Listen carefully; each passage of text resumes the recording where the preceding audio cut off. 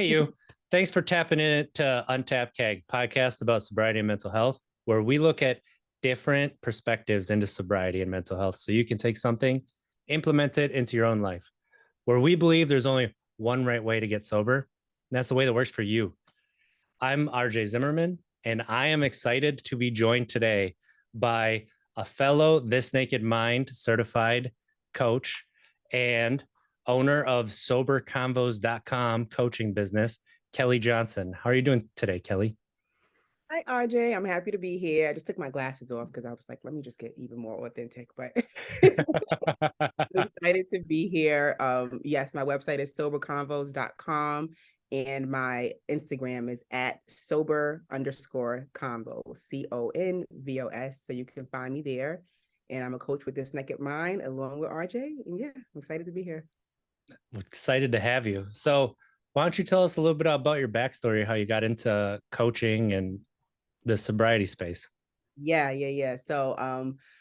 Well, I'm trying to see if I want to give you the long story or the medium story. Let's stick with the medium one. So I haven't been like a binge drinker or anything for majority of my life. I actually didn't start drinking until I was 18 years old because my mom wasn't a drinker, and I like looking back, I thank God for that because I'm like, how would that have impacted me if she had alcohol in the house? And I found it at an early age. So I didn't touch alcohol until I was 18 when I went away to college. And then from 18 to about 28, 29, I was like your normal kind of college party girl drinker. So I've always had anxiety though. I've always had anxiety from birth. I've always been a sensitive child and crying. I remember like literally just crying. Like when my cousins wouldn't let me play with them, I would cry. Just any little thing I would cry. And then that moved into anxiety in like my childhood and being a teenager. And of course, once I had my first taste of alcohol at 18, I was just like, oh, this is perfect. Like I can just use this because I present as an extrovert and I always did. Even in high school and whatnot, with my anxiety, I was still a class clown. Literally, I won class clown from like kindergarten to eighth grade, then eighth grade to 12th grade. Because I feel like that was a mixture of my ADHD and anxiety, not really knowing how to self-manage and not having any tools. So I found alcohol at 18, and then that was like kind of the thing I needed to pull it all together. So I thought, but like I said, thankfully it didn't get out of hand all of that time. Throughout college, I just drank probably on the weekends, typical party girl. And then I became a flight attendant after college and still didn't really get crazy with drinking because you couldn't, because I had to get up and work like 5 a.m. flights and whatnot. My drinking would really happen when I would go on vacation, which was at least once a month. And I would be the typical college party girl on vacation as a flight attendant. So that behavior still transitioned. Still had anxiety, still was in like shitty relationships. My friendships were great. Some of them were up and down. I wasn't too catastrophic in my life yet, but still just this underlying anxiety. And the funny part is I've always been into self-help. So the entire time I would be kind of like falling asleep to like Till Swan informational videos or just different type of like YouTubes or just speakers on kind of like how to heal yourself and understand your emotions and whatnot. Not even thinking about alcohol being a cause of any of this, but just very focused on like anxiety, my weight, trying to figure out what to eat, all of that type of stuff. So 29 came around and then I moved to, well, the pandemic happened. So 2020, I left New York and I moved to Charlotte over the pandemic, a week before the pandemic hit. And then I got out to Charlotte and maybe 3 weeks into being there, I was voluntarily furloughed from being a flight attendant. And which was amazing in my head at the time because I was just like, oh, like I'm not fired, but I have like time basically just to myself here in my new place in Charlotte. And I was also receiving unemployment as well. So I had like income coming in. But that little did I know that was the perfect remedy for me to start drinking every day. And then I ended up drinking. Literally, it became a habit where I would wake up at like 11 o'clock, 12 o'clock, take a shot or have a glass of wine, go and ride my bike, go and just do whatever I wanted, like mildly tipsy. And then by the end of the day, I would have at least had at least 2 to 4 drinks by the end of the day. That went on from, let's say, summer 2020 to around winter, January, February 2021. And at that point, I was drinking every day, and my anxiety was through the roof. And then I knew like I would try and go 1 or 2 days without drinking, and I just couldn't do it. Like I wasn't physically dependent, but my anxiety was just too bad, and I didn't have the tools to understand what to do. So that's when I started seeking. Told my mom, told my aunt, like we need to get me some help. I don't know if I need to go to rehab, some kind of retreat, what I need to do. I went to a couple of retreats. The first one was a failure. I ended up drinking there. The second one, that was an accomplishment because I ended up doing my first 30 days of sobriety. And it was like a juice retreat. It wasn't like a detox retreat. They didn't know what I was dealing with. I just had my own personal goals. So I did like a 30-day juice retreat. I mean, a 30-day sober retreat at that 2-week juice retreat. And then yeah, I ended up coming home because that was only for 2 weeks. So the other 2 weeks, I think I was able to somehow stay sober. And then eventually I ended up drinking again once I came home after that month, but it was drastically decreased from what I was doing. And that went on for about a year. And then within that year, I also found Annie Grace's book, thank God. And then that's when that came into play and it kind of changed my subconscious beliefs around drinking. And then that helped with that year. I was kind of like in the path where I was like moderating without knowing that I was moderating, but it was drastically decreasing because my beliefs were changing about alcohol. So that went on until July 2022. And officially July 2022, I stopped drinking because I had this divine moment of like, I'm going to be a coach. I didn't know when, I didn't know how, I didn't know where. I knew she had a coaching program and I knew I wanted to do this and I knew I liked self-help. And I said, I'm going to be a coach. So I can't even drink these little kombuchas that I was drinking, these alcoholic kombuchas. I was like, nah, I got to drop all of it.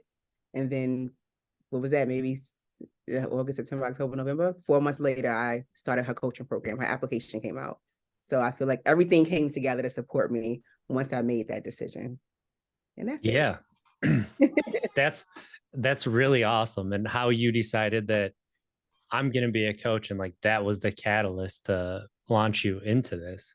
Yes. So, what is it with This Naked Mind that resonated with you? Yeah, I think for This Naked Mind, I think because that's a good question. Thanks for asking this because I never really got to explain this. And she was really successful and she presented really well on the outside. And then she struggled with drinking. And she would say that, like, how come everything else in my life is great, but this thing I cannot get a grip on? And I think that's what happened to me once it got out of control. And I have that type of personality. Like I overwork out, I would overeat, I would overdo everything. And I think that was also a habit of the ADHD as well, just trying to Yeah, self. that's what I was going to So say. That sounds an awfully lot like how ADHD will manifest. exactly. So and I'll tie that into, but Yeah. that once I seen her saying, because people would look at me and not notice this. Like I traveled to 26 countries by the age of 26-year-old, being a flight attendant. So people would see that and be like, oh, she has like this dream life. She's beautiful. She's traveling the world. She's like in Iceland at 23. Like, nothing's wrong. And I had all this anxiety. And then once the drinking happened, yeah, like I said, I think it was just she presented perfectly, but she was really struggling. And I was like, okay, there's somebody else going through this. And then she explained that she had to literally just kind of stop her life to dedicate it to studying like why she was doing what she was doing with alcohol. And my brain works like that too. I need the information as well. I was very logic-based person before spirituality came into play. And all of that kind of came together to make me be like, all right, there's something about this lady in this book. This is the one for me. And it worked. It did. Yeah. I love to hear that because like explaining the difference between This Naked Mind and stuff, people sometimes they don't necessarily know until they start to hear and how it's science based, but it's also got the emotion component of it is really where it differs between a lot of other programs. So I'm glad that you got to explain that. And then, let's go into the ADHD because what you just described, I totally resonated with. Like I said, I was about to say, oh, that sounds like some of that ADHD manifesting there. So Yeah, it's the binge behavior, I call it, just the binge behavior. So I've always had ADHD throughout I feel like I've always had it. My dad had it. I feel like it went undiagnosed. I feel like his mother had it. My grandmother used to frantically clean all the time. That was the thing, just frantically just clean, clean, clean. And then my father was in the Marines. He used to jump out of planes. He was a boxer. Just all of these different things. He also struggled with addiction with different things. And then here comes me, the manifestation of all of this.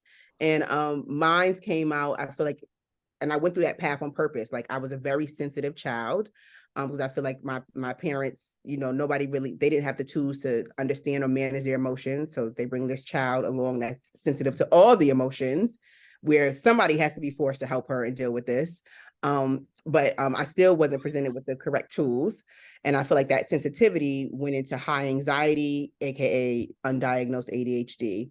And I was just in school, just math never clicked for me. I don't think I read a book. I kid you not, RJ, I probably read like 3 books out of my entire life. And it wasn't until maybe 29, I was introduced to audiobooks, and I went through like 10 audiobooks in like a month. And I was like, oh, this is how I learn. Like I need to listen and probably do something while I'm like an extreme multitasker. So do something while I'm listening to get the information. So yeah, all of these little things, not really good in school. Doing papers was just hell on earth for me. Just having to be silly and just be all over the place to kind of get good grades, because I was not trying to do anything else. And then it took me 3 colleges just to graduate. Like I graduated on time, but that first year when I experienced alcohol for the first time, of course, I ended up on academic probation as well. So I had to come Me back too. home. Exactly. So I had to come back home to community college. And I was so determined to not stay home. And this was like my superpowers kicked in this year. So determined to not stay at home that I got like 50 credits. This is that binge behavior though, in like a positive way. I got like 50 credits in one school year. I was on like the dean's list for the first time, because I had nothing to do but just be home, go to school. My mother didn't have alcohol in the house. Didn't even click for me that alcohol, this was the first sign that, oh, you remove this thing and look at the power that you have. Um, so I did all of that, did great, and got out and went to University of Buffalo for my last 2 years, and graduated on time. But it took me 3 different colleges. I feel like that amount of stimulation and whatnot was helping me get through. I don't think I could have stuck to one school for 4 years straight. I don't think that would have worked for me. So yeah.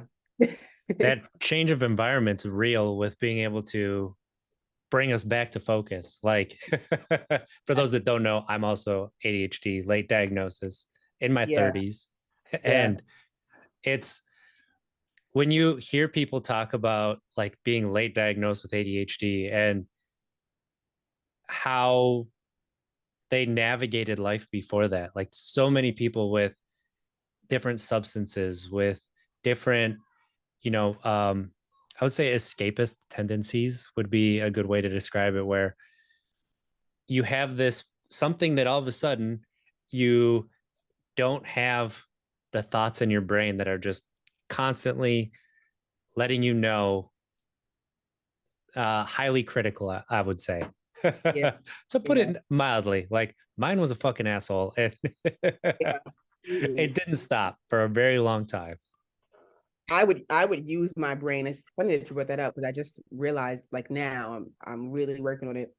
I didn't realize how much I was using my brain to escape. Like I had a very fantasy based mind. Like I would have a whole different relationship in my brain outside of the one I was actually having in reality, because it just felt better, the one I would have in my brain. So I would use my mind to kind of just escape, whether Yep. falling asleep at night and everything. I would just kind of live in my head for the most part. And that was a big escapist like tendency for me, and another way out of my body. And now on the other side of this, just tying in spirituality, all of these concepts together, I feel like people who are very sensitive, who have, because so many of us have ADHD right now, and I feel like it's for a reason. We're here to kind of shake up the system. We're here to this whole 8-hour workday structure and then 8-hour school structure that worked for a time period, but now we're moving more into compassion and empathy and human services. Like those type of organized structures don't really fit this anymore. So people like us have now come here to kind of be like, okay, I can't live and learn like this. So this is how we're going to do this. And then we Yeah. help other people kind of see us and do the same. But if you're highly sensitive or you have high anxiety, you most likely probably struggle with being in your body. And that's just because it's a gift, though. You probably resonate with more self-help things and compassion-based things because you feel other people easier and whatnot. Yeah. Oh yeah. Oh yeah. And did the 8-hour work days and school days, did they really work? Or did we just sweep a lot under the rug and there wasn't a very good way of getting the information out that people would actually listen? Yeah. I Yes. feel I feel like that's more the case than Yes. necessarily that it worked for a time. But it's it's really interesting you said that about resonating with people with your compassion and empathy, because that is so much the case where when you talk to people with ADHD, the empathy that they feel, and it's people like you're so quick to help other people that you Yes. forget about yourself. Yes. And did you notice that in you, especially with, like, as you're trying to quit drinking and you got diagnosed with ADHD? Listen, I was so in that pandemic year, I was also in school to be a therapist. So I was getting my master's because how my stuff worked is because I had no idea how to really I did not want to be vulnerable and look at my stuff in that way or admit the stuff Hmm. that my trauma. So I would be hell bent on helping everybody else and focusing on everybody else. And I was extremely good at it, as we all are, because I was so well studied in self help and whatnot. So once the pandemic came around, I went into this master's program. I was getting like straight A's in my master's level papers while drinking, because I knew I understood a lot of the stuff. But once again, not handling my own stuff, it wasn't authentic. So that wasn't gonna last forever. So I ended up dropping out like a year in. And then I also kind of intuitively knew like I wanted to be a coach or some, even before the coaching program and everything like that. I just knew like, I don't think I'm gonna be a therapist in this traditional type of way. But yes, to answer your question, it most likely all the time came out in me helping other people because I didn't want to look at my own self. And what I'm realizing now is I'm a little let's say esoteric, a little like extreme with my like sayings, but I'm a big Byron Katie follower, and one of her quotes is like, "There is nobody else out here. There's nobody else here but you." Like I feel like we're living in our own individual realities, and what happens is once you start to focus on yourself and change and heal yourself, you do more effective change than you could ever do outside of whatever you were doing before that. Like, yes, you can heal yourself and still give to the homeless and whatnot, but let's say you are hungover and then you feel the need to go give to the homeless. How about you fix your hangover first and fix that problem, and then you leave your house with just more empowerment, more light, and that around you. You'll the next day you'll be on your way going to help the homeless, but you'll be sitting next to somebody on the train that's like, "Oh, you have good energy," like, and you'll end up striking out a conversation about your life and how you change your life and whatnot. So, point is, heal yourself because you become more of a light when you do that. You become more effective, and you can really help people from a real place. That's that.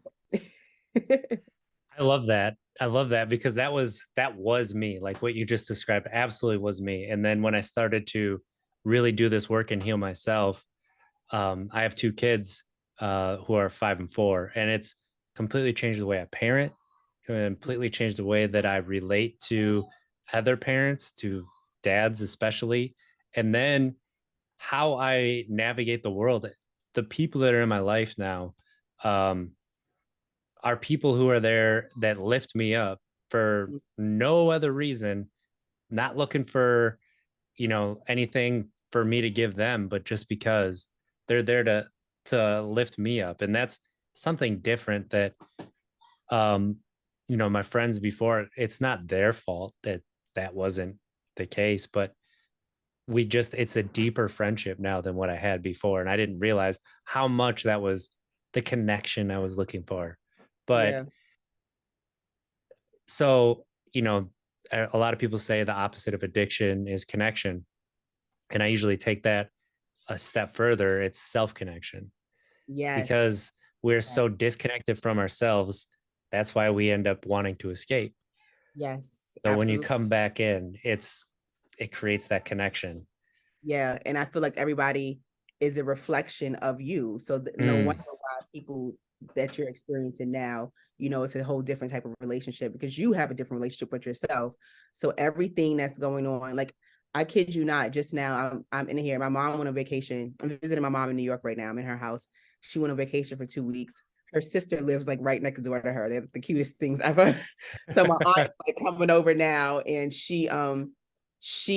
I'm trying this like bone broth. I have this stomach issue going on, so I'm trying this bone broth recipe out. And my aunt walked in the door just now and just sat on the couch and was like, "Yeah, I gotta go to the post office to go pick up my bone broth mix." And I was like, "What?" And she's like, "Yeah, I'm trying out this bone broth because I'm trying to stop sugar like you are doing too. So I'm looking up this bone broth stuff." I never mentioned anything about bone broth to her at all. I never mentioned it even to anybody, I don't think. And she came down and said those words. And I'm seeing that happen more and more each day. Like literally, from what I've heard, everybody in your reality is a reflection of you, whether you are, at your rock bottom, you're experiencing reflections of yourself. And then even as you become your light, you're experiencing reflections of yourself. So you'll start seeing that people will come up and probably like say the question that was in your head, or come over and do the same thing you were doing. Like it just becomes very kind of weird, the co-creation that's constantly going on. But I can for sure say, like, being on the other side of this thing, the people that come into my life right now, we're all still human. We all still have our imperfections, but it's a whole different ball game. Like they literally are like reflecting like just the best parts of me and like the things I need to work on. And we're having authentic conversations. And yeah, it's light and love right now. yeah. And I used to be so jaded, like this, that's not real. Like that's not real life. But it depends on how you really want to look at life. Do you want to be jaded and say, that's not real? That doesn't really happen, and you're bitter. And then all you're going to see in interactions with people are the Yes. bitter things, right? And so, when you say that, I go through like, I go to the botanical garden a lot. It's like Just was in the my botanical garden. Your reflection. I just went to the botanical garden. I literally just went this 12 hours ago. I was in Utah. I just came back from Utah, and me and my friend were in the botanical garden, and I was like floating on clouds. But continue reflection. that's it's been it's I've been going for a year, like sometimes 2-3 times a week. Sometimes I only get there like once every other week, but it resets me, and I appreciate how the trees are growing. I appreciate how the leaves are more full today, or this it's a different green in this tree. Uh, And I never used to stop and appreciate those things before, but when you slow yourself down and you can just be where your feet are and just appreciate different things in life, like you're saying, like yes. all, all of these coincidences, right? They keep happening they just, you start to just laugh about it.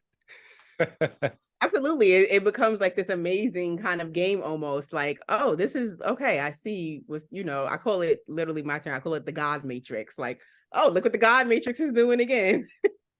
And I was just telling my friend as we were walking through the garden, we were like smelling the sage and whatnot. And I literally said to her, I was like, look at this. Like, we're not high or anything.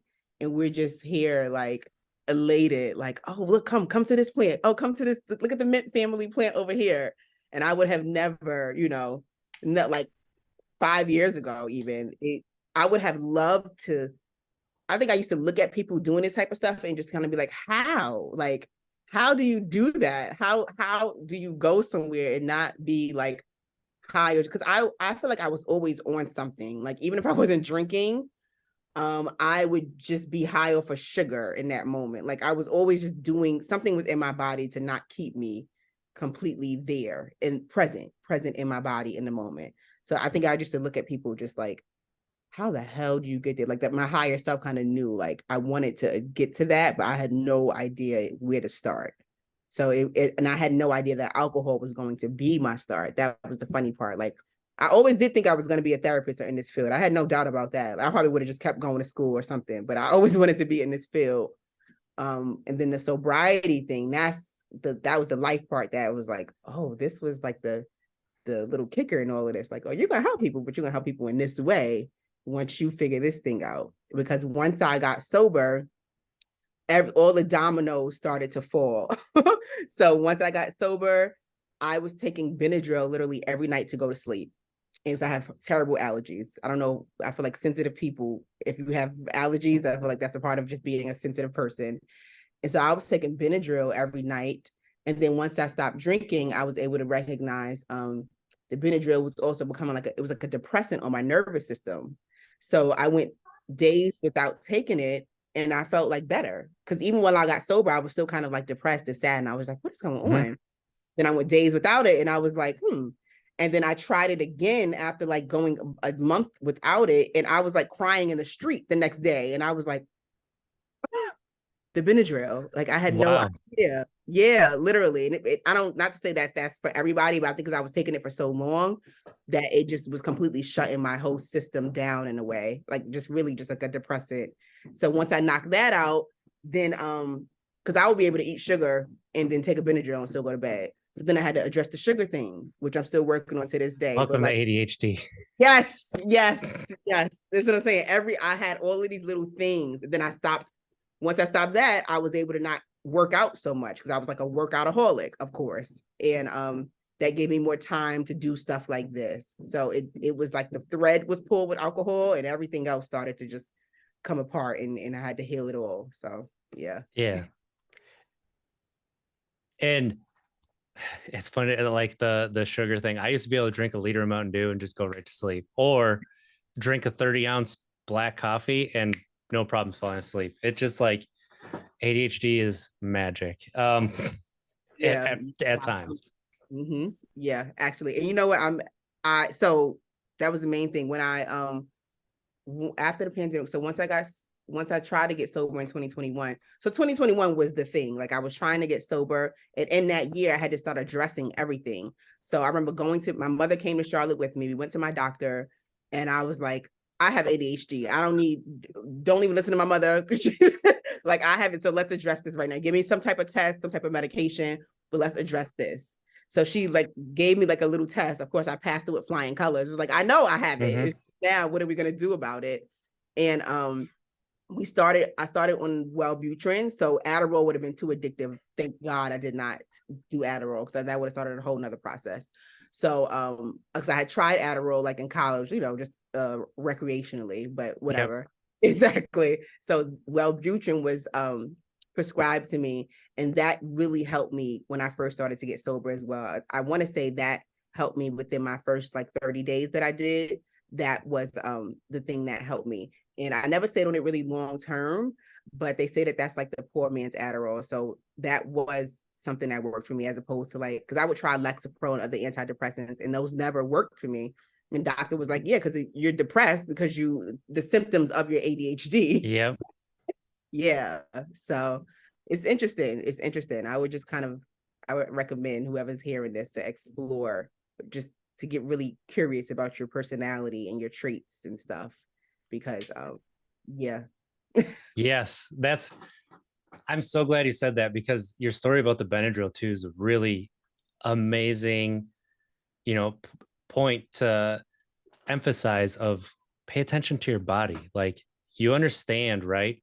If there's something that's going on that you're like, something is off. So experiment with what you have.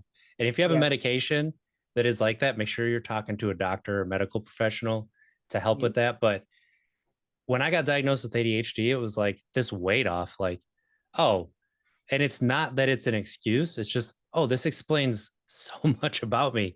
No wonder why. And the thing about when I got diagnosed, they just said, oh yeah, you have ADHD. That was it.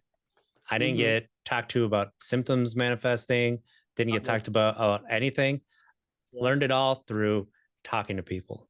And it was like, why didn't they hand me a pamphlet like go to here to learn about ADHD symptoms? And it's like I just thought it was distractibility, thought it was, like that's why I'm always bouncing all over the place. And no, Yeah. that's a lot deeper than that. And what you said about learning about yourself too. I listened to a book that talked about attachment styles in it, and it Mm. motivated me to actually find my attachment style. When I did, that helped like give me a map to explore my past, all of my friendships, my relationships, everything, and like a lot of the conflicts and things that have arose, and finding the through line. Nice. What's your attachment style? I'm just curious. Uh, I am lucky enough to have the fearful avoidant slash disorganized slash anxious avoidant. Uh, you have everything I would attachment say, style. what? You can have. Yes, that is me. That is me. That's funny. I got avoidant. I didn't read the book, but I took like the test. I think the test of the book, and I got avoidant. But what was funny about avoidant is I knew that already. But what was funny about that is they say once the avoidant person gets not, it's not real, because once you get sick or something, you become the anxious attachment style. Like once, because it's all about vulnerability. You're avoidant because we don't want you to see the shame, authentic part of us, the real, Yep. true. So now that I'm on that, I should take it again to see kind of where I'm at right now. But I can kind of guess that because I just ended like a relationship after like a year. And I kind of turned into, I was dealing with like some illness in the body, like some pain and whatnot. And I turned into kind of like the anxious attachment style or whatever. So I was laughing about it in my head, like, oh, how did we get here? Yeah. And so for mine, like I have that anxious attachment, but then when things are going good, I go internal. Like that's my avoidant is I don't like push away. I just go internal and I'm like, okay, this is gonna end because I'm not worthy of this because I'm terrible. Like you said, that shame cycle. And so I'm still there and I'm showing up, but I'm expecting it to end. I'm waiting for it to end. And because of that, I'm self-sabotaging the relationship too. And Yes. that's a heck of a cycle. Like It is. It is. Did you have uh, therapy talk? Did you have, because that's very similar to me. So did you have was your father kind of do you have the abandonment pattern? Like was your father kind of in and out of your life, or your mother, anything like that?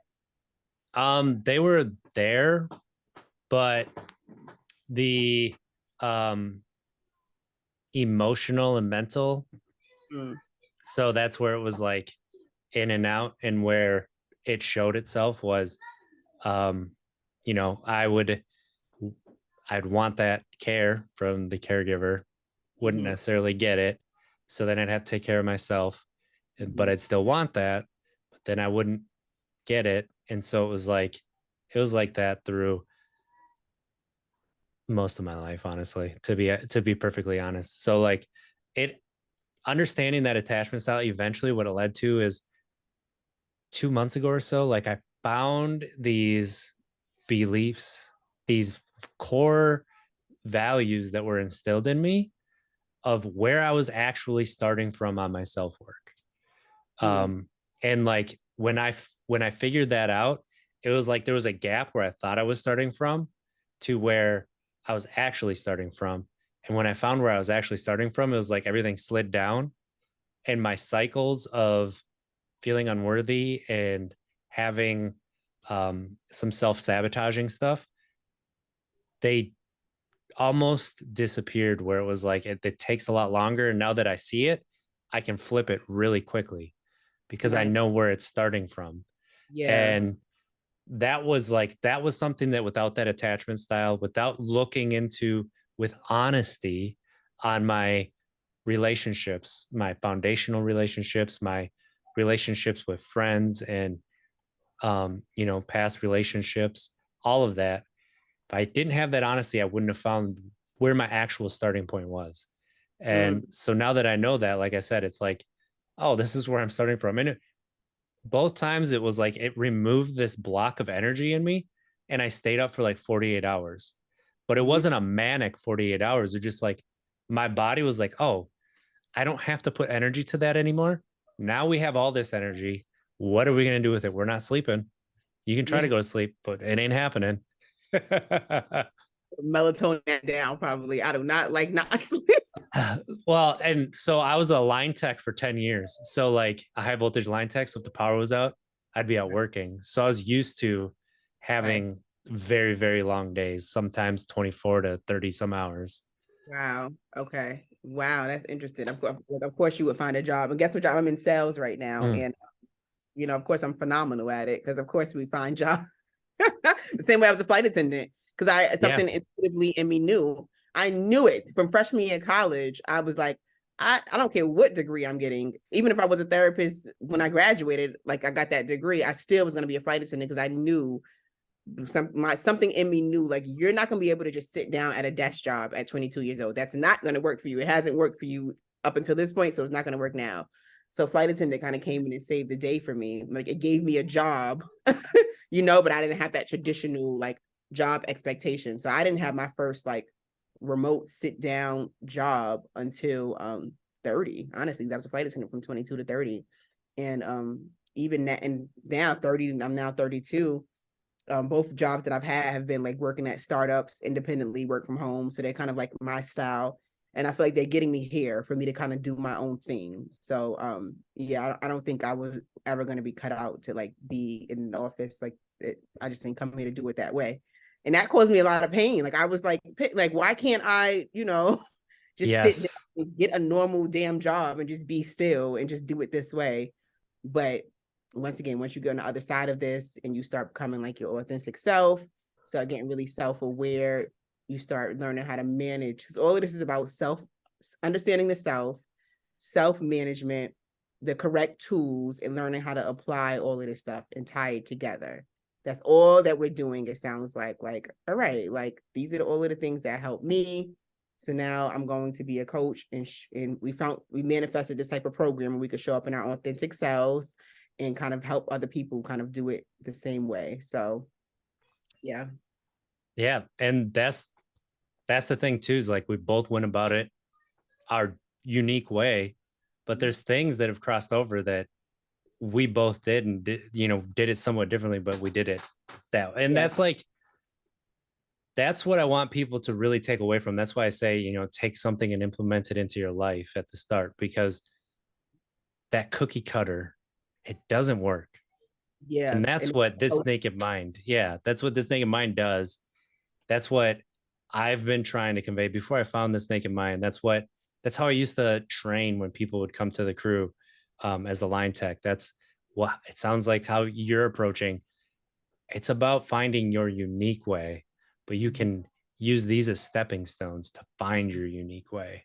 yeah, absolutely. And then once you do it, once you show up in your life like that, because I also believe like we all have these like a calling, like this naked mind became like a calling. Like that's why I feel like I knew like, oh, you're gonna be something in me. Like these thoughts was coming up because I feel like this was all kind of coming together. So I feel like we all have these traits and these gifts and whatnot. And then once you become your authentic self and you start really honing your gifts and your traits, you give other people the permission to do the same thing. Like I say that Mm, all the time about like Beyonce. I feel like that's why we all like people would say they would go to her concerts and they would feel like transcended. And I think it's because she's showing up like that. She found this gift. She has this gift that she completely worked her ass off to perfect it. And she shows up as just like this full unapologetic person. She changes her clothes or her like to these $1 million outfits like she's living her own dream life out. And then we see that and we're like, oh, I can do I have permission? Can I do this in my own way too? So I feel like we're all Beyonce's and Michael Jordans and Byron Katie's and Annie Grace's. And it's just, you have to kind of find, your own path and how you're going to show up in the world in that way, and be the best at it in your own way. No pressure. right. No pressure. No pressure at all. Definitely no pressure. And I'm a perfectionist. So even with that, I have to, my daily work is like balance, like not feeling the need to answer everybody, even as a coach now. Like you do not have to come in and heal everybody. You do not have to answer every question.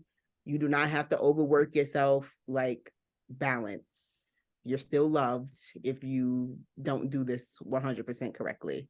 And Yeah. that's I agree with you so much. Like, I have to remind myself it's progress. Like, it's not going to be perfect progress. Let's go with that. And then I like grit my teeth and like, have to cross my fingers like, uh, sometimes, So sometimes. do you have like, so my tools right now, and I'm working on two of being like, I'm trying to stop kind of claiming stuff fully on me. So instead of me saying like I have ADHD, I'll be like, the energy of ADHD is showing up right now. The Mm, energy of ADHD, because I'm at this point where I believe like there's me, and then there's the behavior and the conditioning and everything. Like there's the soul, and then there's all of this stuff like on top of it. So like the energy of ADHD is showing up right now. How are we gonna? What are we about to do, Kelly? So I have, oh, this is like my saving grace. I just found this at like 32 years old. I don't even, well, we're on a podcast. So it's a it's a word it's a word search book, literally large print, like I'm 90 years old. And I'll take this out because instead of just kind of, because I went into this phase of just like, I'm just gonna meditate everything away. So I'll just try and just like be still. And I love silent meditation, and I recommend everybody do it no matter what for at least 5 to 10 minutes a day. Not guided, silent meditation. And I'll get into that in a minute. But I was trying to do that throughout the day, just continuously. And that wasn't, I realized like, okay, you're pushing this too hard and this is not your personality. You need stuff to do. You're fidgety by nature. So I found this word search, and I'll just sit when I have nothing to do, put on an audiobook, put in some music, maybe put on even a show, and just sit there and do a word search. And it's the most relaxing thing in the world because I'm still working with my personality, the energy of ADHD, not ignoring it. And I'm still calming down. I'm not doing harmful things like picking up food or snacking or something of that nature. So yeah, I reckon that's one of my tools. I love that. I have, I do like, I've found since I started journaling, yes, I journal. Whatever. I do Yes. like short stories and like poems and stuff. Oh, And so nice. that's kind of what I'll do is I'll pull out my journal that's like just the short stories and poems and be like, okay, what's on my mind? What do I want to say? And there's not really any guided or prompts or anything. It's just writing down what's on my mind. And that's just how like that creativity comes Um, out. I want to do that. I need to. I just it's because I sing. So, and I've always been. It's so funny. When I was a kid, I always thought I was gonna be a singer. Like I always tell people, like I'm gonna be a famous singer. I'm gonna be a famous singer. Don't ask me what I'm gonna sing. Don't ask me what I'm gonna be a famous singer, not just a singer. So, here I am now as a 32-year-old adult. I am not a famous singer, but I still sing. Right? It's my life isn't America's Got Talent, over. American Idol. I mean, But I feel like that is that I want to start because I'll be in my house. I have like a microphone and everything, and I'll like record songs on my computer. And I want to start doing that because once again, I feel like once you get sober, you make room for the natural creativity. So I yeah. feel that's what I'm missing right now too, is the writing, the natural stuff to come out of me right now. So I might get back into that. RJ, thanks for the reminder. I love to hear that. I love to hear that. So, Kelly, as we're kind of winding down here, what is, something that you'd like the listeners to take away from this conversation today? Yes, I would say show up as your authentic self, as scary as it is. And when I say that, I don't mean go out there and just bear your truth to anybody on the street, because I do feel like people, have to earn that sometimes. But don't be afraid to show up authentically as yourself, meaning like if you really like to dress a certain way or sing or whatever you like to do, go search for groups that are doing those type of things. Or if you have this secret desire, maybe you want to get sober or something, go searching for those things, because there are groups out there. The world wants to find you, and the world wants you to show up as your authentic self. Because nothing really worked for me. And the moment I started showing up as my authentic self, things worked for me, but I wasn't happy. even as a flight attendant, I have this travel page and whatnot. But now that I'm doing this and I'm showing up as my authentic self and telling my story and coaching, people are gravitating towards me that I'm not even really, I don't have to look, and people are coming my way and asking me to do things and whatnot. So your world will open up once you show up authentically. Yeah.